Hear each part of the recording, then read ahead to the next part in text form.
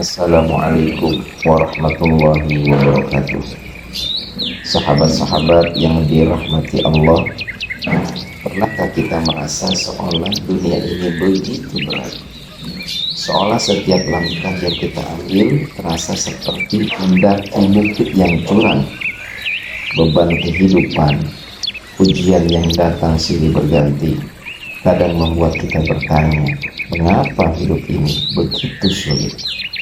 Namun, mari kita berhenti sejenak, tarik nafas dalam-dalam, dan ingatkan diri kita pada firman Allah dalam Al-Quran, surat Al-Baqarah ayat 286. La yukallifullahu nafsan illa wus'aha. Allah tidak membebani seseorang melainkan sesuai dengan kesanggupannya. Ayat ini adalah pengingat yang penuh cinta dari Sang Pencipta, bahwa setiap ujian yang kita alami bukanlah untuk menghancurkan kita, melainkan untuk menguatkan kita. Saudara-saudariku, Allah menciptakan manusia dengan tujuan mulia, untuk beribadah kepadanya. Dalam perjalanan hidup ini, ujian dan cobaan adalah bagian tak terpisahkan dari rencana Allah. Rasulullah Shallallahu Alaihi Wasallam bersabda, sesungguhnya besarnya pahala sebanding dengan besarnya ujian. Dan jika Allah mencintai suatu kaum, maka mereka akan diuji. Hadis riwayat Tirmizi. Hadis ini mengajarkan kita bahwa ujian adalah tanda cinta Allah. Namun, bagaimana cara kita menghadapi ujian tersebut? Ada beberapa kunci penting yang bisa kita renungkan dan amalkan. Yang pertama, sabar dan tawakal. Kesabaran adalah senjata utama seorang muslim. Allah berfirman dalam surah Az-Zumar ayat 10, sesungguhnya hanya orang-orang yang bersabar yang diberikan pahala tanpa batas. Kesabaran bukan berarti pasrah tanpa usaha, tetapi menerima takdir Allah dengan hati lapang sambil terus berikhtiar.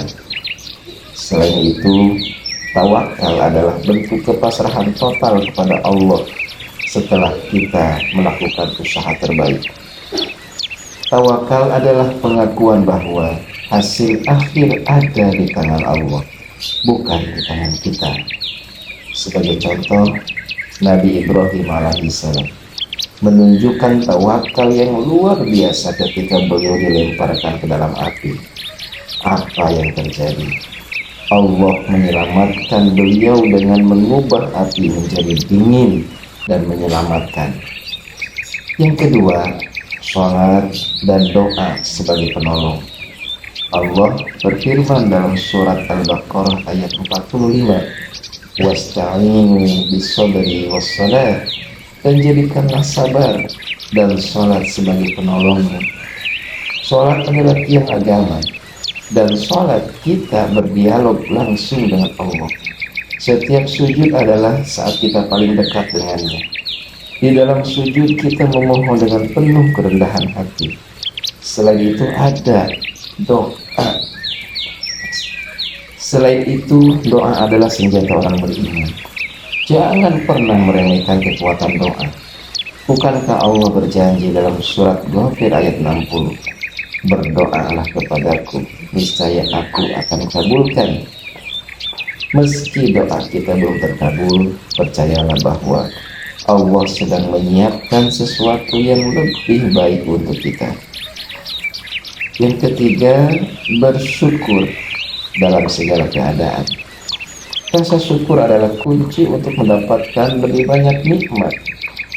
Allah berfirman dalam surat Ibrahim ayat 7, jika semua bersyukur, jika kamu bersyukur, pasti kami akan menambah nikmat kepadamu. Bersyukur tidak hanya dalam keadaan lapang, tetapi juga dalam keadaan sakit. Ketika kita mampu bersyukur atas ujian, hati kita menjadi lebih tenang. Lihatlah sekeliling kita, Betapa banyak nikmat yang telah Allah berikan.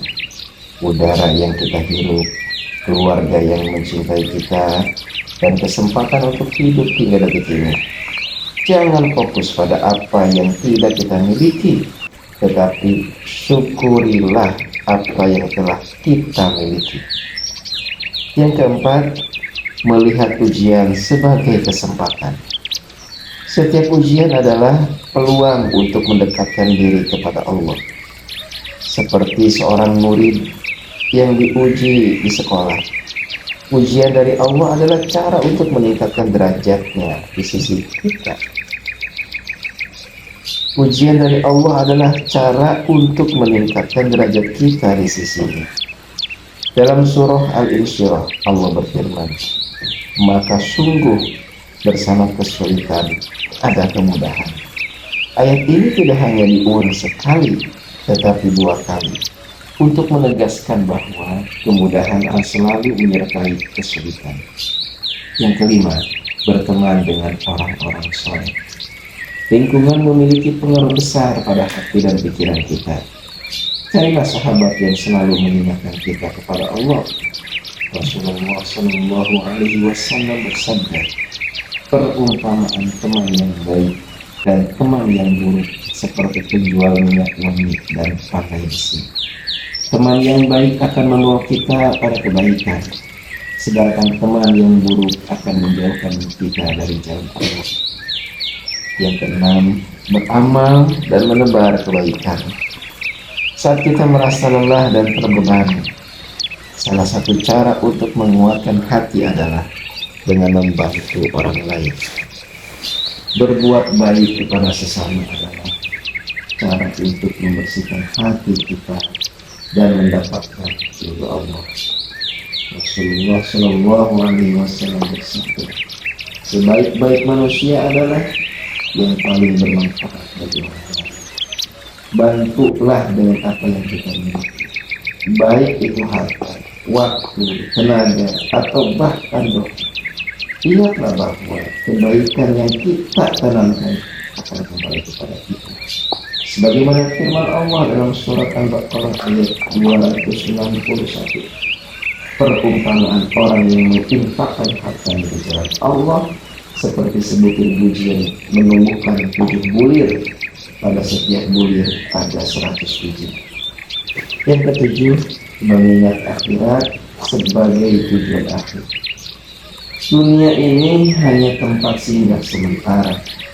Ketika kita merasa terbebani oleh ujian, ingatlah bahwa dunia ini fana.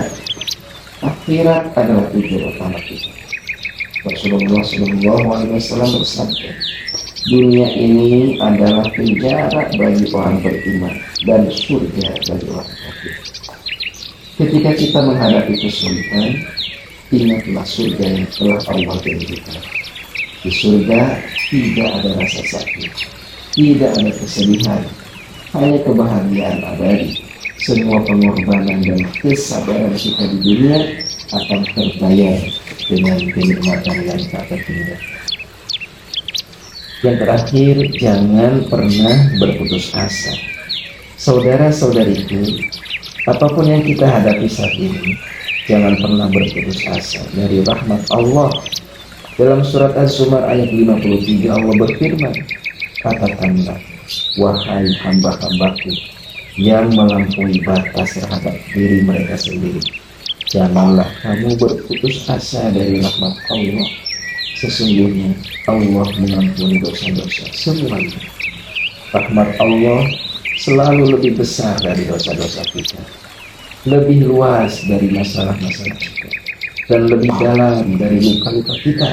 Yakinlah bahwa setiap air mata yang kita teteskan, setiap doa yang kita panjatkan, yang setiap kesabaran yang kita tunjukkan, semuanya dicatat oleh Allah. Dan Allah tidak akan pernah menyia-nyiakan hamba. Mari kita tutup dengan doa. Ya Allah, jadikanlah kami hamba-hambamu yang sabar dan selalu bersyukur. Kuatkan hati kami dalam menghadapi setiap ujian. Dekatkanlah kami kepadamu dan jauhkanlah kami dari putus asa. ampuni dosa-dosa kami, dan masukkanlah kami ke dalam surga yang penuh kenikmatan. Amin ya rabbal alamin. Wassalamualaikum warahmatullahi wabarakatuh.